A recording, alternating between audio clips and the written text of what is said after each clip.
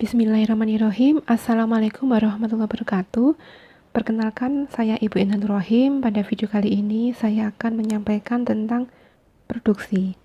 Tujuan dari pembelajaran pagi hari ini yaitu mahasiswa mampu mengidentifikasi aspek produksi dalam kewirausahaan kebidanan. Bahan kajian yang akan saya sampaikan pada pagi hari ini meliputi pengertian produksi, aspek produksi, tujuan dari produksi itu apa, kemudian beberapa hal kebutuhan dalam melakukan suatu produksi barang maupun jasa. Yang pertama yaitu kita akan membahas tentang apa itu bahan baku, tenaga kerja, mesin atau peralatan, biaya produksi, kemudian bagaimana kita merencanakan suatu produksi, dan kita akan membahas apa itu proses produksi. Dan untuk kegiatan ini karena kita basicnya kebidanan ataupun kesehatan, di sini nanti saya akan memberikan contoh tentang layanan usaha Mom and Baby Care ataupun Mom and Baby Spa. Nanti teman-teman bisa menerapkan pada usaha jenis yang lain, baik itu barang maupun jasa. Produksi, pengertian produksi dari beberapa ahli, banyak sekali. Di sini saya akan menjelaskan apa itu produksi berdasarkan Al-Asauri tahun 1993. Adalah kegiatan untuk menciptakan atau menambah kegunaan suatu barang ataupun jasa. Kemudian produksi adalah suatu kegiatan untuk menghasilkan barang-barang dan jasa-jasa sesuai dengan kehendak konsumen dalam hal jumlah, kualitas, harga, serta waktu.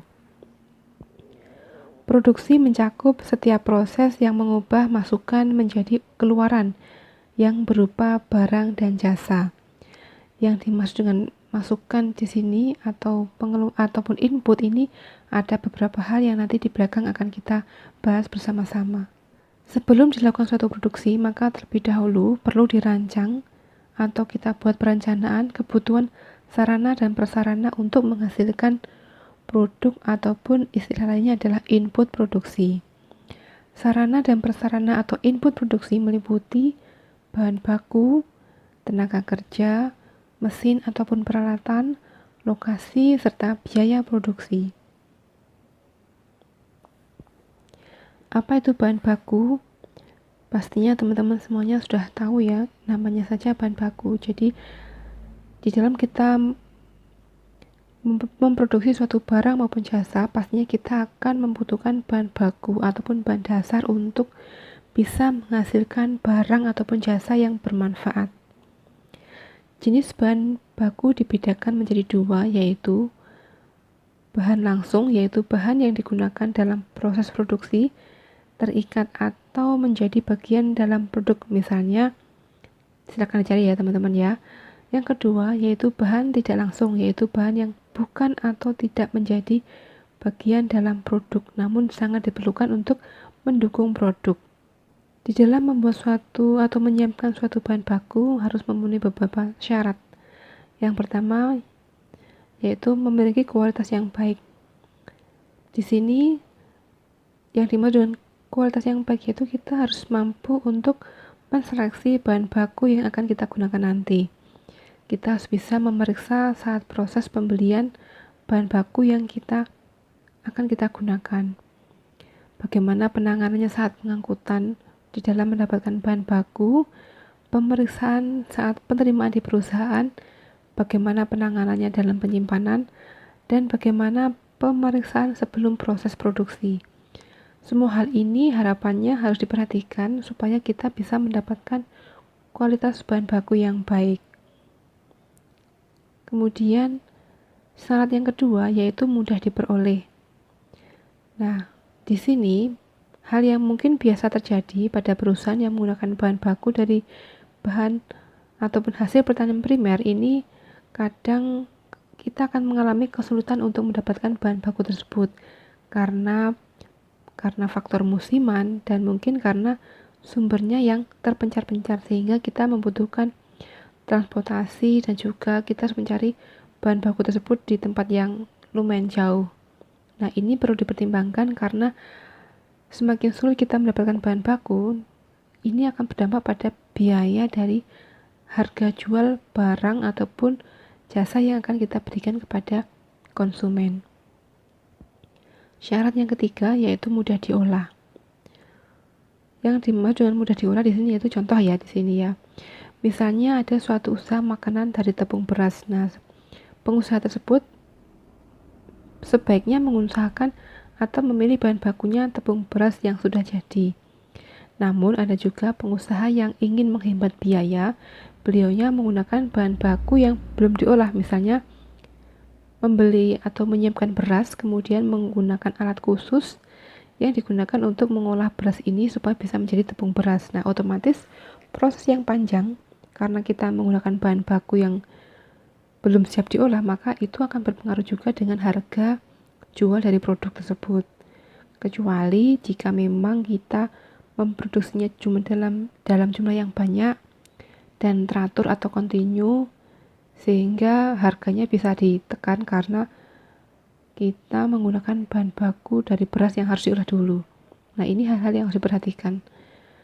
Yang keempat yaitu syarat dari bahan baku yaitu harganya yang terjangkau. Jelas sekali. Sulit atau tidaknya dalam mendapatkan bahan baku akan memiliki dampak terhadap harga jual sebuah barang ataupun jasa. Mahalnya bahan baku bisa disebabkan karena sumber pemasok yang sedikit, karena barangnya sulit, tempat atau sumber bahan baku yang jauh sehingga membutuhkan biaya dalam pengangkutan. Hal ini harus dipertimbangkan dengan baik oleh seorang pengusaha dalam memilih bahan baku. Nah, demikian tadi ada beberapa syarat dari pemilihan bahan baku. Jika teman-teman menemukan hal lain yang perlu dipertimbangkan, sangat bagus sekali untuk diisi ataupun dibuat suatu tambahan di dalam nantinya membuat suatu perencanaan. Kemudian pertimbangan bila kita memutuskan untuk menyediakan bahan baku sendiri. Seperti yang tadi saya sampaikan, suatu ketika ada pengusaha yang harus menyiapkan bahan baku sendiri karena beberapa faktor pertimbangan. Tetapi sebelum kita mengambil keputusan kita harus menyiapkan bahan baku sendiri, ada beberapa pertanyaan yang harus kita pikirkan atau kita jawab. Yang pertama, bahan apa saja yang merupakan bagian dari komponen terbesar produk yang dihasilkan. Yang kedua, sampai sejauh mana ketersediaan bahan tersebut di pasaran dalam setiap saat dan bagaimana keandalan pemasok untuk menyediakannya. Artinya di sini bahan baku utama ini sulit atau tidak didapatkan di pasar. Kemudian yang ketiga, bagaimana ketersediaan bahan baku tersebut di masa yang akan datang, mudah ataukah sulit. Yang keempat yaitu, bila menyediakan sendiri bahan baku, apakah lebih efisien dibandingkan dengan mengadakan bahan baku oleh pemasok. Yang terakhir yaitu, apakah pengusaha memiliki sumber daya manusia yang cukup untuk menyediakan sendiri bahan baku tersebut. Nah, ini beberapa pertanyaan yang harus kita pikirkan sebelum kita merencanakan ataupun memutuskan bahan baku ini kita siapkan sendiri ataukah kita harus beli ke pemasok yang lain. Tenaga kerja atau sumber daya manusia merupakan aset penting perusahaan dalam proses produksi. Tenaga kerja merupakan penggerak berjalannya proses produksi. Meskipun bahan baku yang digunakan telah memenuhi standar kualitas, peralatan yang digunakan telah memadai jika tenaga kerja yang menjalankan operasional produksi tidak sesuai dengan hal, jumlah, dan kualitas yang diharapkan, maka mustahil perusahaan dapat menghasilkan produk yang berkualitas sebagaimana yang diharapkan oleh konsumen dan perusahaan. Jenis tenaga kerja yang digunakan pada perusahaan pada dasarnya terdiri dari tenaga kerja upahan dan tenaga kerja keluarga. Kedua jenis tenaga kerja ini memiliki karakteristik masing-masing sebagaimana diuraikan berikut ini. Yang pertama yaitu tenaga kerja upahan. Tenaga kerja upahan adalah tenaga kerja yang terikat hubungan kerja dengan perusahaan, dan masing-masing pihak memiliki hak dan kewajiban. Di bawah ini adalah penggolongan tenaga kerja upahan, yaitu tenaga kerja tetap, tenaga kerja tidak tetap, yang ketiga yaitu tenaga kerja barongan. Nah, apa itu tenaga kerja tetap? Tenaga kerja tetap merupakan tenaga kerja yang secara teratur memperoleh hak-haknya seperti upah dan juga cuti, meskipun mereka tidak bekerja karena sesuatu hal yang tidak melanggar ketentuan dalam perusahaan. Perusahaan tidak dapat berlaku sewenang-wenang terhadapnya, misalnya dengan melakukan pemutusan hubungan kerja atau PHK secara sepihak. Yang kedua yaitu tenaga kerja tidak tetap. Adalah tenaga kerja yang tidak memiliki hak dan kewajiban secara teratur. Umumnya mereka akan kehilangan hak tertentu apabila tidak bekerja.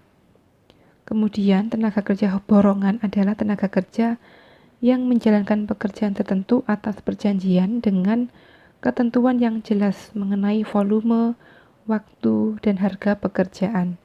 Nah, selanjutnya yaitu tenaga kerja keluarga. Tenaga kerja keluarga merupakan tenaga kerja yang berasal dari lingkungan keluarga yang umumnya dalam melaksanakan pekerjaannya tidak diupah.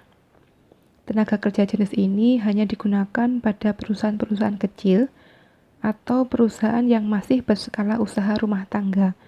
Umumnya, tenaga kerja keluarga bekerja hanya sebatas tanggung jawab dalam membantu keluarga.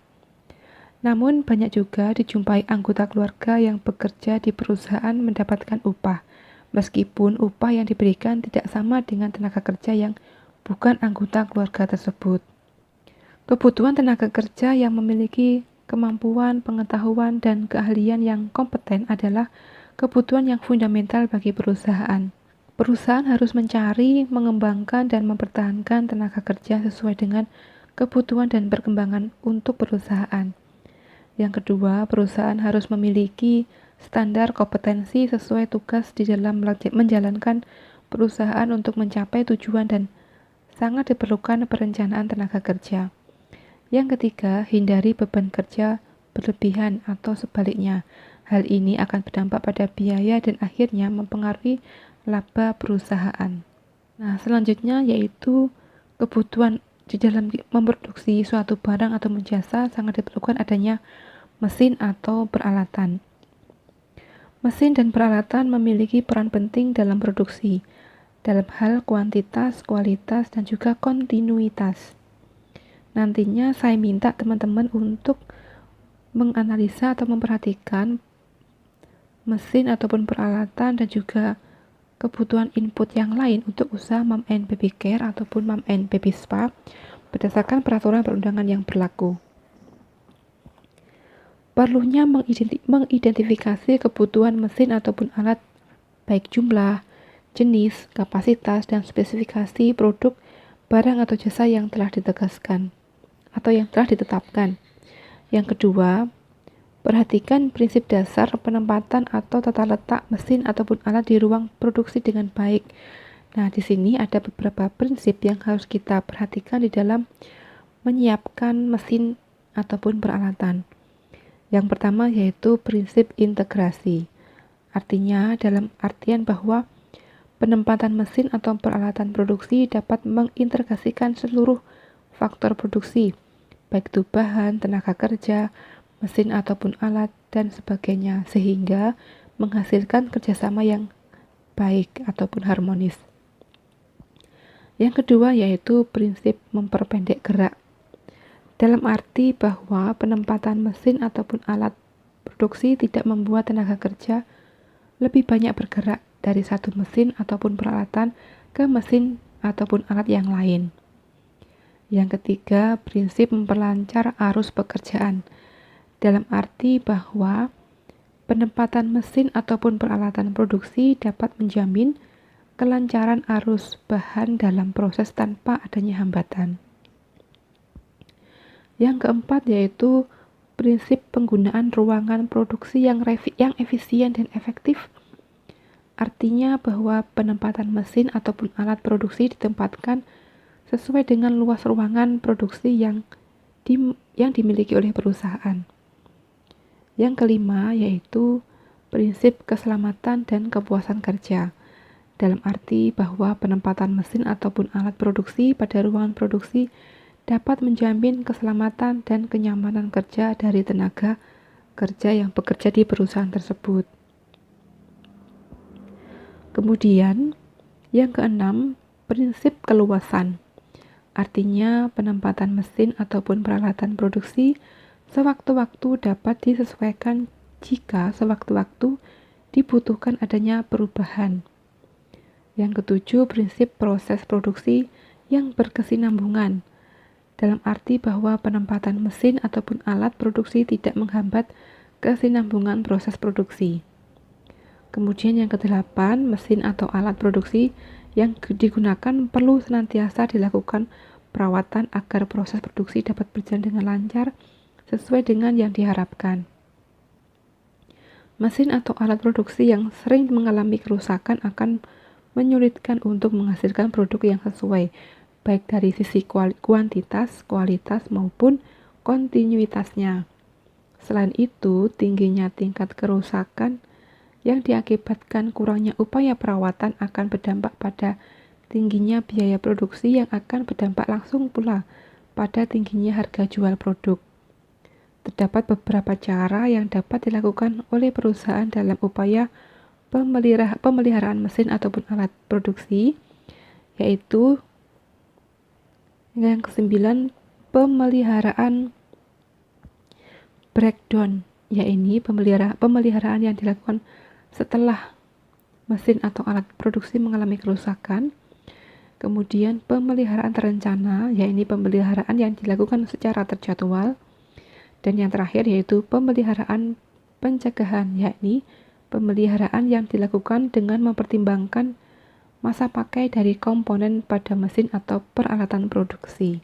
Maka dari itu penting sekali menyiapkan mesin atau alat produksi sesuai dengan perkembangan teknologi. Selanjutnya yaitu biaya produksi. Biaya produksi adalah pengorbanan ekonomis yang diperlukan untuk memperoleh produk, yaitu barang ataupun jasa, atau pengeluaran yang dilakukan pada masa sekarang untuk mendapatkan manfaat pada masa yang akan datang. Kemudian di sini biaya produksi dibagi menjadi dua bagian besar. Yang pertama yaitu biaya tetap, yaitu biaya yang besar kecilnya tidak tergantung pada besarnya produksi dan dalam periode tertentu jumlahnya akan tetap, misalnya biaya untuk gaji, tenaga kerja tetap, penyusutan alat, pajak lahan, dan lain-lain. Yang kedua yaitu biaya tidak tetap, yaitu biaya yang besar kecilnya tergantung dengan besarnya produksi. Setiap waktu bisa berubah sesuai dengan tingkat produksi yang dihasilkan.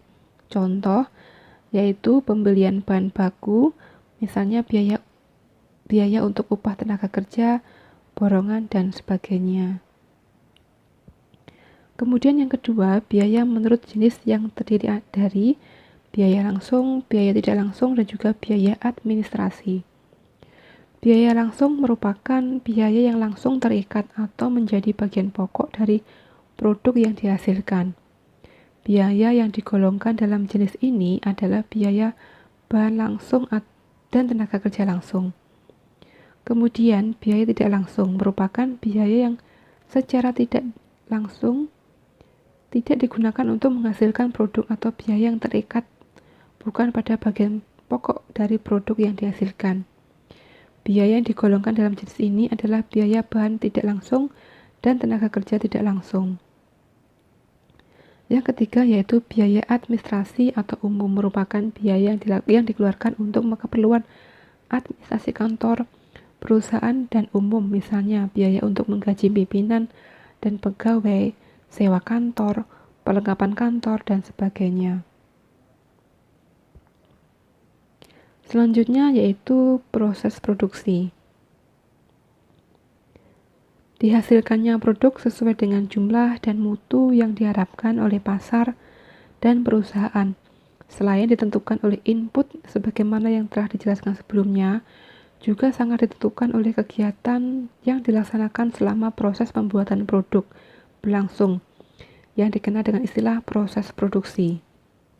Proses produksi melalui beberapa tahapan yang merupakan aktivitas menyeluruh yang dilakukan oleh tenaga kerja produksi yang membuat suatu produk, barang maupun jasa.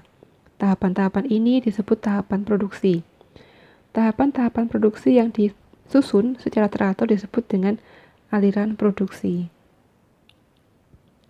Penggolongan proses produksi berkaitan dengan sifat dan jenis masukan yang digunakan dan produk yang akan dihasilkan. Oleh karena itu, proses produksi dapat dibedakan, yaitu yang pertama, proses produksi berdasarkan wujudnya terdiri dari proses kimiawi, proses mengubah bentuk, proses perakitan, dan juga proses transportasi.